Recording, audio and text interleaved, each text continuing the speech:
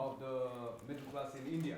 The session will be conducted by Professor Loknath Jayasinghe, who is Associate Professor of Marketing at Jindal's Jindal School of Business. And Professor is also associate with the Center for India-Australia Studies as an Associate Director. So I just hand over the session to the Professor and take further. Thank you so much. Okay, well, good morning. What Dhruba didn't probably mention is that I've been here 6 months from Melbourne, originally from Melbourne. I think most of you are from Sydney, is that right? Canberra and ANU and UNSW, is that right? Okay, so I'll talk about me in a moment. I most recently came from Sydney actually, so it's nice to hear some Aussie accents. It's really nice, I have to say. So as Dhruba mentioned, my name's Loknath. I've got a lapel mic so I can walk around. I've been here 6 months. My title, as you can see from the slides up there, is Associate Professor in Marketing. I'm the Vice Dean of Research for the faculty, the School of Business here. And I've also got an affiliation with the Centre for India-Australia Studies, which is CS, which has brought you guys here. I'm the Associate Director along with Sean. In fact, I was at Dilly Hart on Sunday with my parents who are actually visiting me. And I think I saw some of you guys. So, weirdly, I didn't even expect you guys to be there, or nor Sean. I just saw him quite randomly.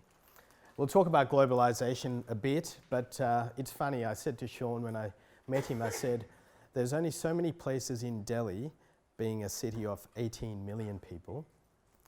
Similarly for Sydney with 7 million, Melbourne for 6. There's only so many small places you can go to that are globalised. If you think about Sydney or Canberra as well would have probably, no offence, but Canberra would have a couple of sections, right?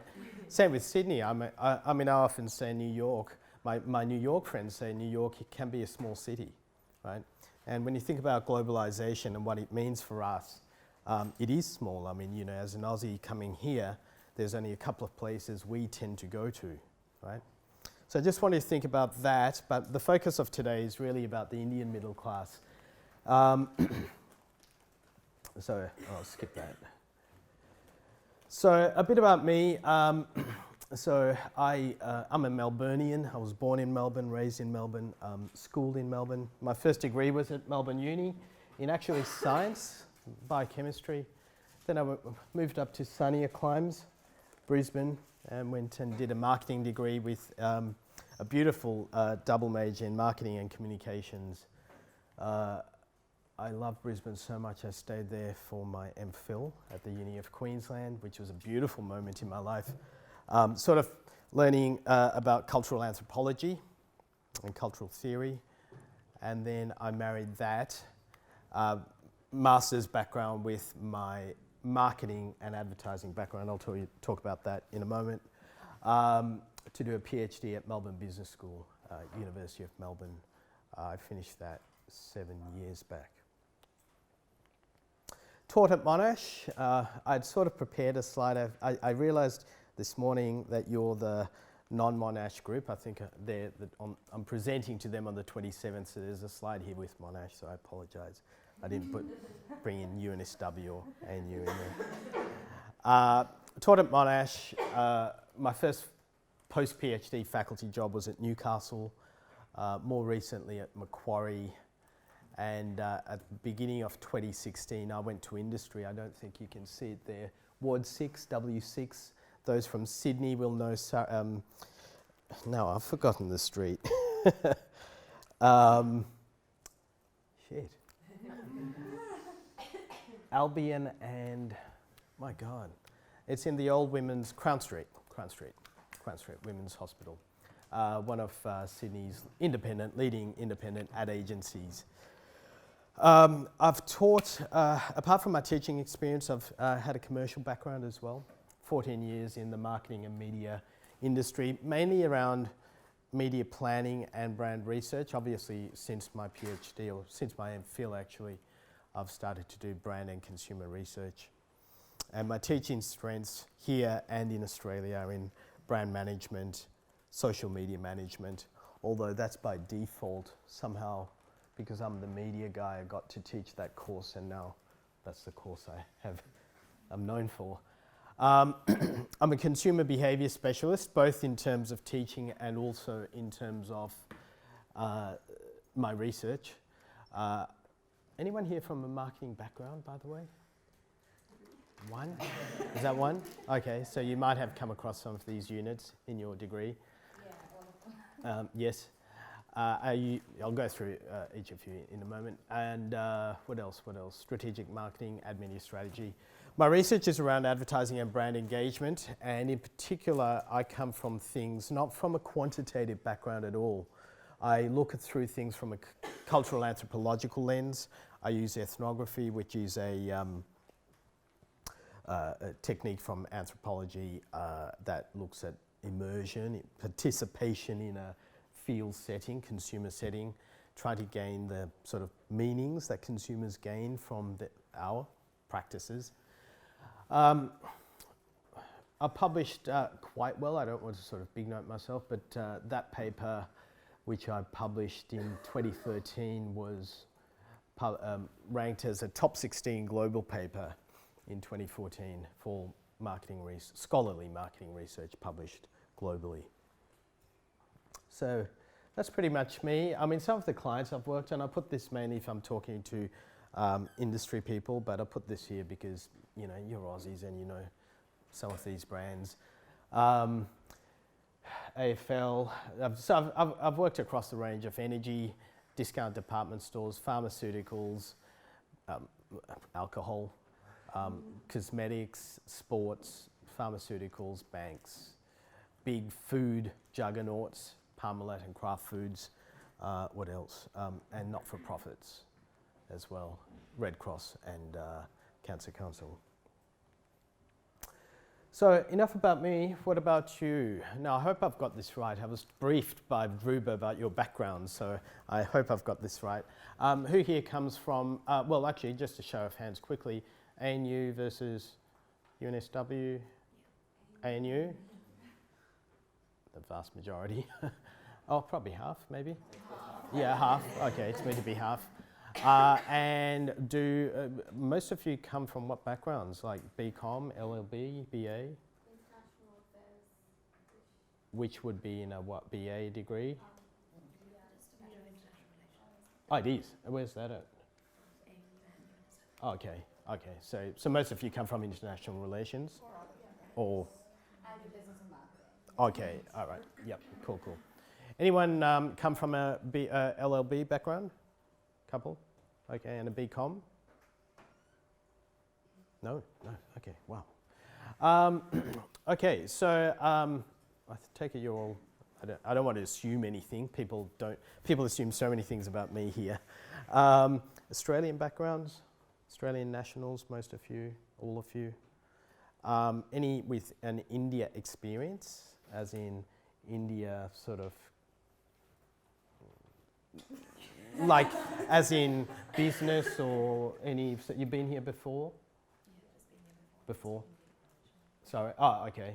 So, but from Australia, from an Indian background, a bit like me, so. I just came from Sri Lanka, 3 weeks, seeing cousins. I just have an OCI, so I come here like every 2 years. OCI, like Overseas Citizen of India. Oh, okay, right, yep. And so you grew up in Australia as well? My parents are just Indian. And do they have business connections here as well? Like, are you, what I'm trying to get at is, are you familiar, have you had any sort of experience with the business world here? Not me personally, no. My dad a little bit. Yep, cool. Anyone else? Oh, yep. Yeah, I'm also having an OCI. Right. I have uncles who have like gold companies. Oh, okay, lovely. Yeah. Yeah. Good to know. But yeah, that's all. I'm Indian. Yep. And As in Indian national? yeah, Indian Yep. national, and I was brought up in Singapore, so Yeah. that's like most Oh, of my wonderful. childhood there. Yeah, oh, thoroughly global then. Good, Yeah, good. Cool. Okay, so the reason I do that is just to try and get a range of experiences and sort of find out where you guys are coming from. I generally conduct both my lectures, academic, scholarly, university lectures, but also if I'm consulting, for example, I have an interactive style. So that's why I actually asked you where you're coming from. But if you do have any questions, do we have a clock? Yeah, we do. If you do have any questions, put your hand up at the moment, and we'll try and answer that. I'll try and answer that, or if anyone else can as well, at the time, okay? Rather than waiting to the end. I am going to have a Q&A at the end, I hope, if we have time, but that will be more a general Q&A about an overview sort of discussion. Okay. Now, I put this also up for all my slides, even here in India, so you guys are familiar with Are You OK Day, I take it. And I say this in even my Indian consulting sessions or Australian consulting sessions. I put this up here because I want to draw your attention to Are You OK Day. It's obviously in September, but every day should be Are You OK Day, right? So if you know anyone who's traveling through life and not traveling too well, emotionally, mentally, just socially, just pick up, text, whatever, give them a call. It's my little PSA, if you want to put it that way, but I think it's a as you guys know, it's a very, very important cause. And if we can all help sort of make everyone a bit closer, get everyone closer to us, that's when we're doing a good thing, okay? Okay, so today's class, I'm going to range over three things. Talking about the traditional view of the Indian middle class. First we'll talk about what is the middle class, but the traditional views. Then try and talk about how we can, and how are we grappling with the idea of conceiving of this idea of the Indian middle class. And then lastly, and this is obviously coming from my background, talking about one way through which middle classedness, if that's the term, is expressed, which is through our consumer behaviours, through consumption, right? What we purchase, how we purchase, where we purchase, with whom we purchase, how we use, all these things, right? Come to define not only Indian consumers here in this country as a middle class entity, but I want you all also to think about yourselves as we're going through this, and how some of the ideas that I talk about might relate to your own behaviours, right?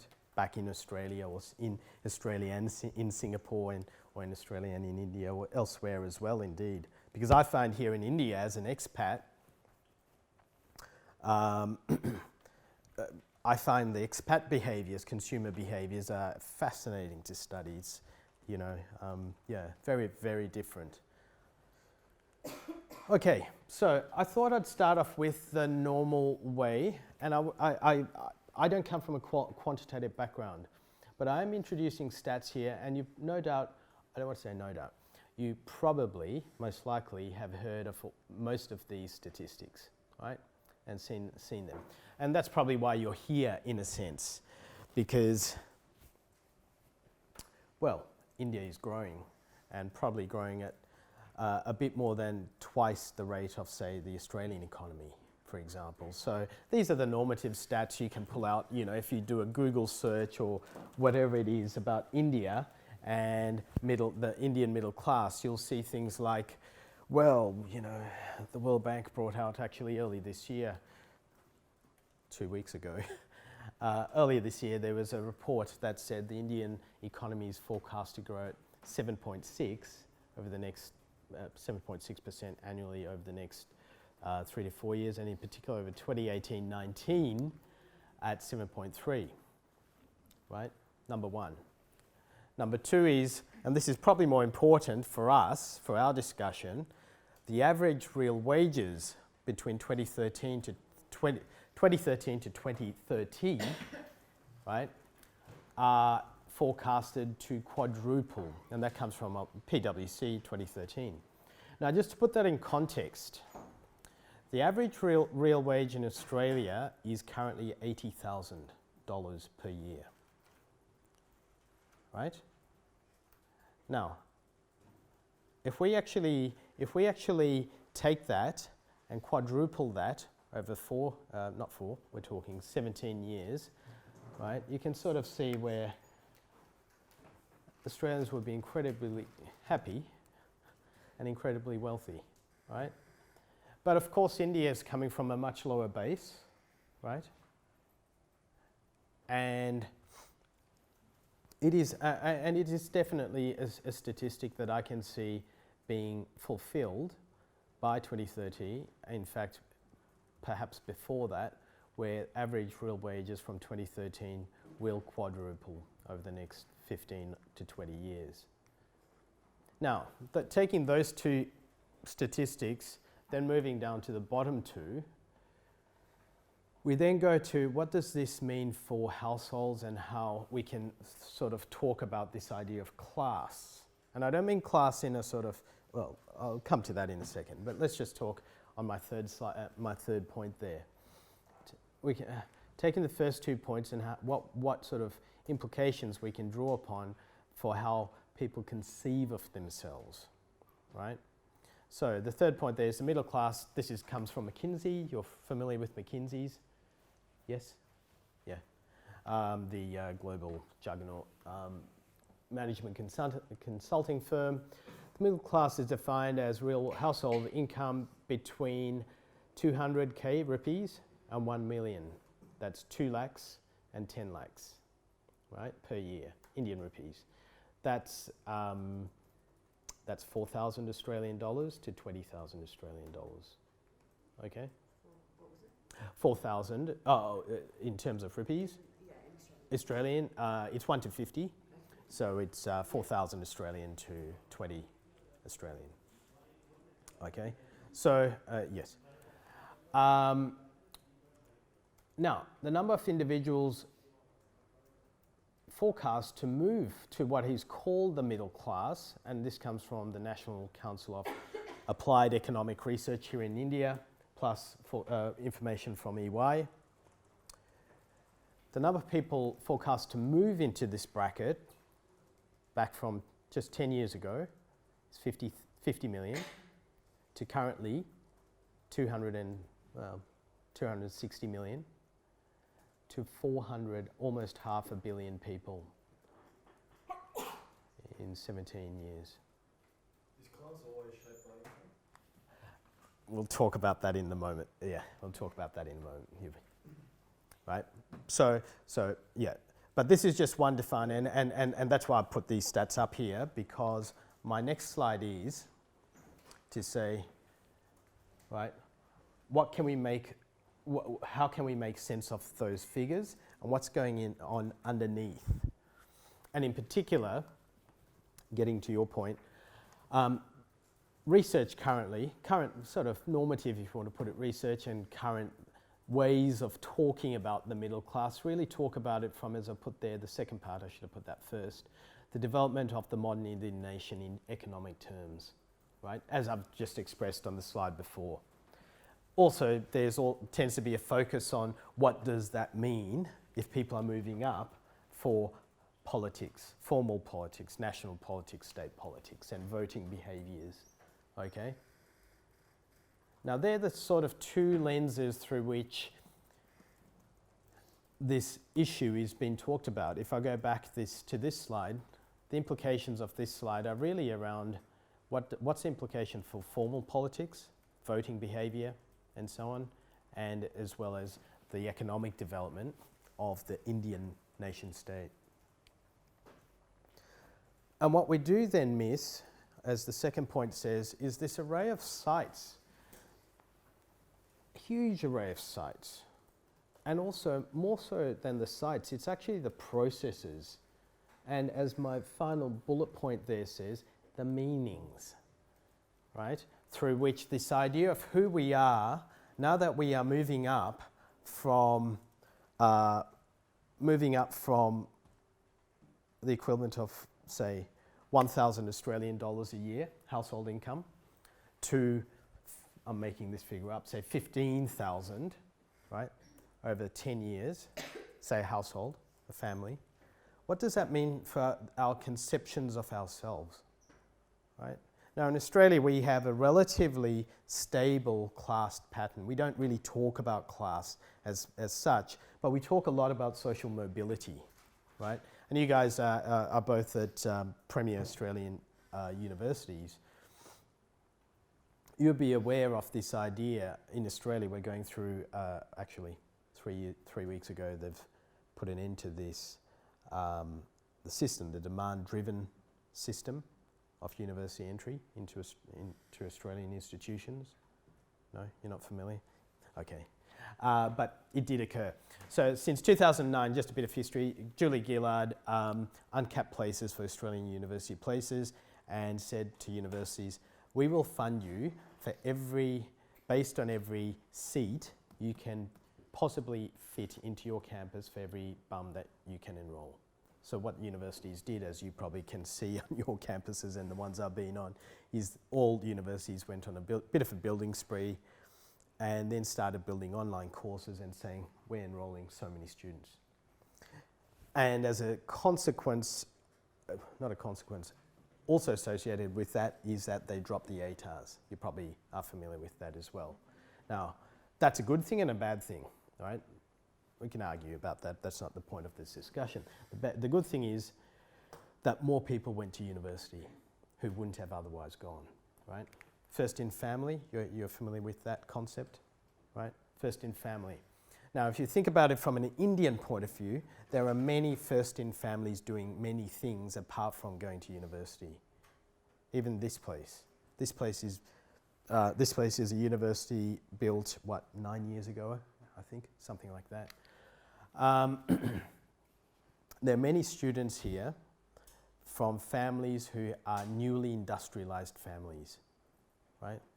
There's new wealth, and a lot of new wealth, right? So some of these families, their parents haven't gone to university. Some have, some come from elite Indian families and, that's all there. But for some of them, they're coming from they're new into the tertiary system in India. But they're also new in terms of buying televisions. Some of their parents never had a television. Some of their parents lived until probably 10 years ago in houses which had dirt floors, right? Some of them couldn't afford refrigerators. Suddenly, through this middle classing, we're seeing the consumption of just basic household goods go through the roof. I mean, I often make the point, think of a manufacturer for this bottle top, right? 20 years in India, this wouldn't have existed, but think of the enormous market potential. Now, we can argue about the pollution, the environmental impact of that, but that's what I'm getting at here. With the increase of all those numbers, that we just saw here, we're also seeing this idea of consumption being expressed through people's consumer behavior. These ideas of who we are as a group, who we are as a middle class group, being expressed through people's middle class consumption practices. So I'm just going to go back a bit and talk about what was it like before and then where are we today, okay? So I'm going to, in this slide, talk about what are some of the more traditional views of the Indian middle class, right? How can we conceive of this? Now I'm just going to show you a graphic to show you the types of people, right? And I actually, going through revising my slides this morning, I actually should have put point 4, right? Point 4 as my first. So we can think of the traditional Indian middle class as that belonging to the urbanized civil or government servants sort of strata of society, sitting prestigious entry-level exams, going to elite local or international, often elite English universities or elite local universities, and entering the Indian civil service. Or they entered the professions, engineering, medicine, the law. Okay? Now I'm just going to put a graphic just to sort of describe the sort of types of people, right? So you sort of, this is made a bit more concrete, okay? Now, many of these people, particularly in the 19th century and early 20th century, were involved in what were called the reform movements. They had sort of, if you want to put it, the social capital, but also the cultural capital,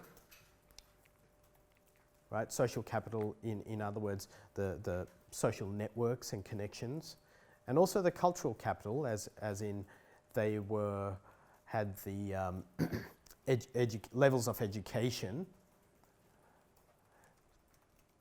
to build what were called the reform movements of the early 19th and 20th centuries. And these reform movements were about modernizing India, particularly, say, around increasing or making India a more gender equitable nation. Yep. What's the time frame that we're Late 1880s to really actually until around the 1980s, until around late 70s, 1980s. Outlawing sati. Many of you might have heard of sati, the idea of Brahmin self-immolation and widow burning. Development of the underprivileged and moving to become a more casteless society. These were the sort of reform movements that started by the Indian burgeoning middle class. But there were tensions, as the third bullet point says, the tensions between the traditionalists and the modernizers, right?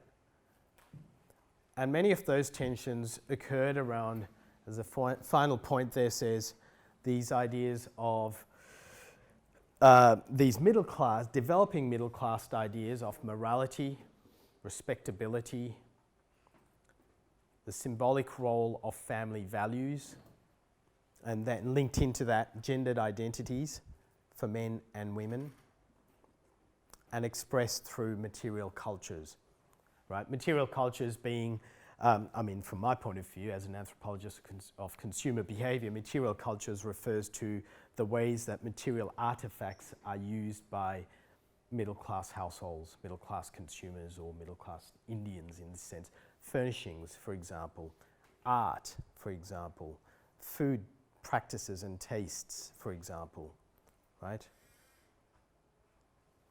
Okay.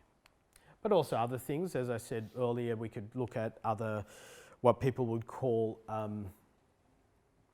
middle class modcons, refrigeration, television when it entered the Indian economy in the 1980s, and so on.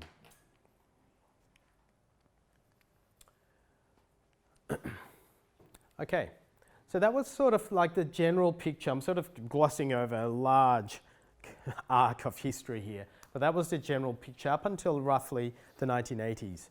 And as that first point says, the lifestyles of salaried bureaucrats and professionals dominated the public representations of who was involved and who was sort of allowed to be involved in the Indian middle class. But as a result of things like social integration policies, affirmative action policies, say for example, in 1980, a large report was conducted, a commission was conducted, conducted to look into what was called the issue of caste and caste discrimination in India. And that was called the Mandel Commission report. And its findings, well, at first it was a uncovering process.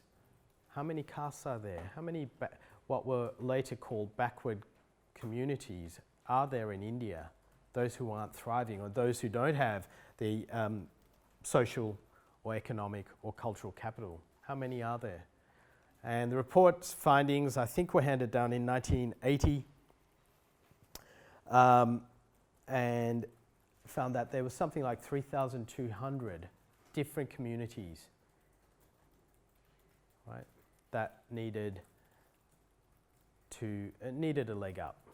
And as a result of deliberations through the 1980s, in 1989, the first, I think it was 89, late 80s, the first affirmative action policies were instituted in this country, right, to try and uplift the position of what we could call backward classes, backward castes in India. And that was such things, that entails such things as apportioning quotas for entry to universities, for jobs, in government jobs and so on. I think something like, I think I've just got the figures wrong in my head. I think something like 27% of all government jobs were to be quoted to those from this list of those belonging to the backward classes. Okay? Now, if you think about this is 1980. Oh, actually, sorry, it was 1989. This was 1989 when these actions started to be instituted formally. Along with that, we also had the liberalisation of the Indian economy. You'd be familiar with that, yes? Yep, okay. That was early 90s. The two go hand in hand. The two go hand in hand. So you can see that, as the second bullet point says, second point, as a result of social integration, affirmative action, and economic achievement of upwardly mobile communities, plus with liberalisation, right, you have this rhetoric of a new consumerist India, right? The doors are open, they're flooding in with televisions and whatever else, brands. We'll talk about brands in a moment.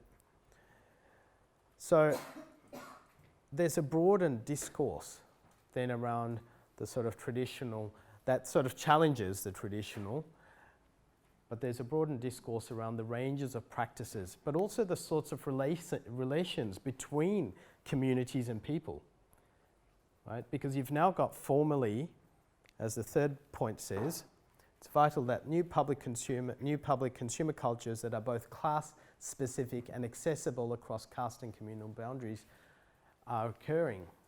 In other words, if it was the traditional middle class defined by salaried professionals and salaried government employees, right, that define the middle class, well, now you've got industrialists, as we'll talk in a few slides, right? Or you've got, as a result of affirmative action policies, you've got people from the lower classes, castes, entering universities, entering the professions, the elite, in inverted commas, professions like medicine, dentistry, the law, engineering. They're economically mobile as well. They're socially mobile as well. What does that do? It broadens this idea of who's involved in the middle class. But that, as the final point says, yes, sure, the middle class in India is a much broadened concept, but then it becomes a much more strongly contested concept because there's these tussles between who's included and who's not included in the story. And that gets expressed in these sorts of protests even today. This is a Dalit identity rally in Hyderabad, through a shopping mall in Hyderabad, protesting about their exclusion recently. This was about 10 years ago. At the time I was doing my PhD in the mid to late 2000s, there were a number of cases at elite Indian management schools, IIM, you might have heard of IIM, Indian Institute of Management, where some students from Brahmin castes suicided in protest, burnt themselves in protest at the fact that there were quotas being given to people from backward classes, their own students. Right? And these sorts of protests occur, not routinely, I don't want to say routinely, but still occur, right? These sorts of protests. There's the broadening of this idea of who's involved in the middle class and who has access to power, who has access to economic resources, has deeply contested and deeply challenged many people here, right? And it's something that, you know, we don't see in Australia. It's something we just don't see in Australia, but we see this quite a bit here. Okay, you mentioned,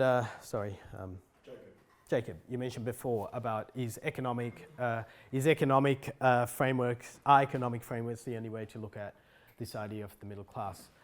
No, to answer, and here's the reason why. So, to move forward in this discussion, I really need to introduce this slide, which is how do we actually conceive of what's going on in India with regard to mobility along a number of dimensions, right? And the first point there really talks about, you know, the fact that Marxian approaches, which really look at the tensions between capital and labour. I should put labour first, labour and capital, right? Marxian approaches really look at those who have power and those who don't. But then it's not enough. It's not enough of a framework to actually say what's happening to those who are in between there, who are salaried professionals but don't actually own the means of production, right? And that gets to your point about the economics. Then you have this idea of, so you're familiar with, many of you from international relations might be familiar with basic economic theory, yes? So then you have this idea coming from Weber, right? The German sociologist, who actually looked at this idea, okay, let's focus on, as they call it, the bourgeoisie, but that focus comes from a couple of things, not just economic resources, it comes on levels of education, access, occupation, and also the levels of social networks, social capital that someone has, right? And might I say, most governments around the world today work with some Weberian derivative of socioeconomic class. So for example, the ABS defines class in Australia according to quintiles, 5 socioeconomic quintiles. And if you look at it's a weighted index, right, that defines where someone or a household fits within those 5 quintiles. That weighted index is composed of a formula according to levels of education, the occupation of the major breadwinner, often the parent and often the father, I guess, traditionally, and also the social capital, social networks, okay? So they're, you know, in a way, the Weberian formula has sort of migrated and sort of permeated even formal government policies. That's the same case here, as here as well. But what the Weberian formula doesn't do is account for the sorts of contradictions that we see in the contemporary middle class. And might I say, this exists actually not just here in India, it's actually much more prominent. It's much easier to tease out here because there's so many axes. There's caste, there's class, there's caste, intersected with class, socioeconomic class, intersected with other things like gender, intersected with other things like religion, intersected with other things like location, locality, rural to urban, for example. And the Weberian formula doesn't quite enable us to account for that. Okay? So what we're seeing is a turn to Some of you might have heard of this fellow Pierre Bourdieu. Yes? I'm seeing some nods. Pierre Bourdieu, the French sociologist from whose work from the 60s through to the 80s has revolutionized, I'd say, the way people talk about socioeconomic class in much of the developed world, including the globalizing India that we see today. And that's my point there. It says, Bourdieu-inspired approaches account for contradictory class positions, right? Here in India, someone might be coming from a lower caste position, right?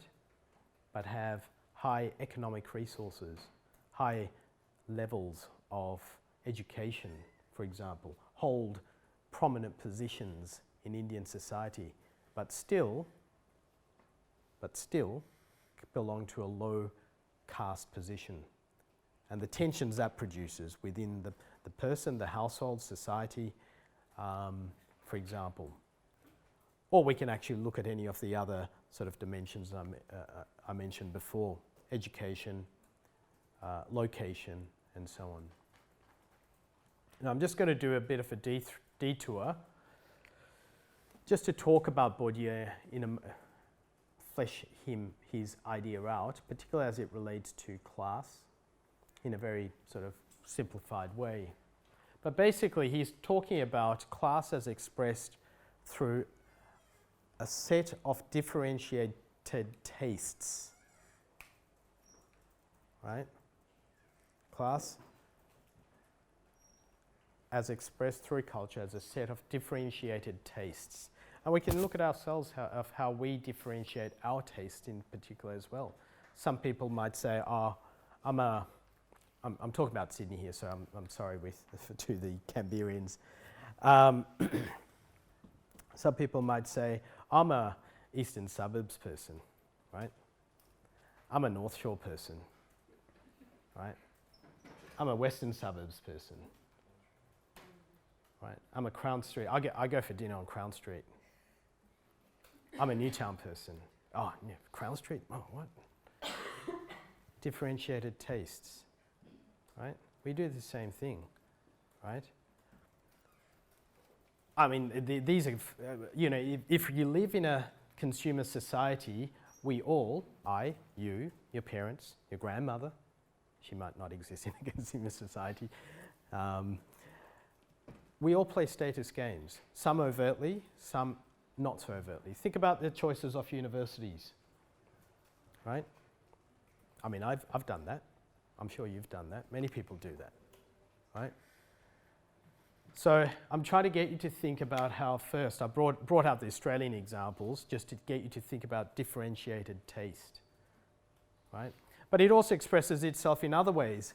For example, brands, and that's more the focus of where I'm going here, and practices around brands, and even locations of consumption or entertainment, like I just mentioned there before. I'm a Crown Street person, or I'm not a Newtown person. Newtown, oh, all those sorts of things. And the way that we talk about brands and the way that our consumption practices move, right? According to, it's almost like a dance that we play, that we perform with others in society. They're using that, therefore I use that. They're using that, therefore I don't use that. Brand or practice or way of doing things, right? Think about your own behaviors here. We all do it. There's no good or bad. This is just the tussles in life, the choreographies as they talk about it. So that's the point, first point, differentiated taste. The second is that there's a socializing process going on, right? And Bourdieu talks about, it's actually not about, people, his big critique was about class has generally been expressed through high culture, theatre, opera, whatever it might be, literature. It's not about that. It's actually the micro level, everyday ways that we engage with our own culture, right? The micro level ways, right? And the third point here is that there's three different sites of capital. There's economic capital, right? There's cultural capital, sort of refined manners, education, tastes. Actually, I shouldn't have used the word refined. I shouldn't have used the word refined, but just manners, tastes, skills. These are examples of cultural capital. And there's social capital, networks, right? Now, I know I've been to Melbourne University and Macquarie, for example, and you guys at ANU and UNSW, and I know when you go to Melbourne and you go to Macquarie, you're talking about two different sets of people, right? And you know that. Those from Sydney know that as well. I mean, I'm not being nasty. I'm just saying the ranges, depending on the area and the field, right? But the ranges of opportunities are different. The ranges of social capital are different. Sorry to those from Canberra, but you get my point, right? Different levels. Now, I'm trying to get you to think about the Indian context, and I know you guys were at Dilli Haat the other day. Dilli Haat is a globalizing space. It's there for the people like us, you know.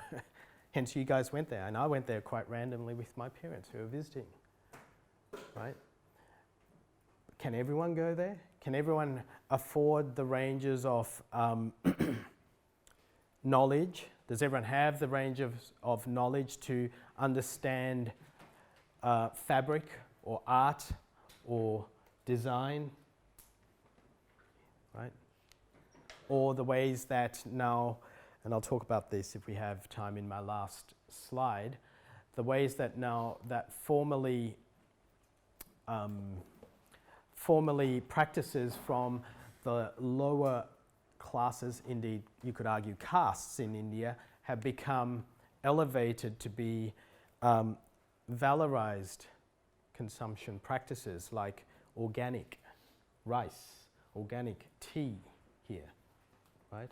Organic fabrics, right? Okay, so I just want you to start thinking about those things, how these ideas move. We'll talk about that in a second, but you were going to ask a question.